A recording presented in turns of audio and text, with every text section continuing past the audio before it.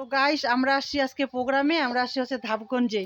হ্যাঁ, তো প্রোগ্রামে এসে এখন কি করব, অনেক কিছু খাইলাম আর এখন মুড়ি মাখা খাইলাম, চা খাইলাম। তারপরে আমাদের এত লোভনীয় একটা জিনিস আছে, এখন খাবো আম মাখা। তো এই যে আম, বড় বড় আম পাড়ছে প্রিয়ার হাতে একটা, আর ওইদিকে আম পাড়তেছে আমার নাতনি। তো এখন সবাই মিলে আম মাখা খাবো।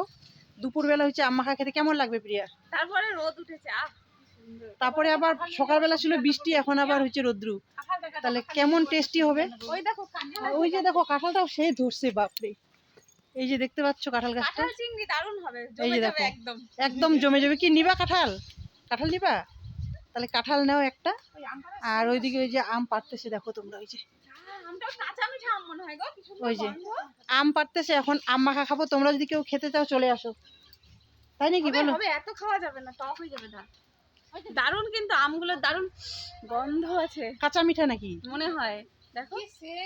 হ্যাঁ গো, সেই টেস্ট হবে। এখন আমরা আম মাখা খাবো, পরে পরে তোমরা দেখবে প্রিয়ার পেজে দেখতে পাবো আম মাখা। টাটা।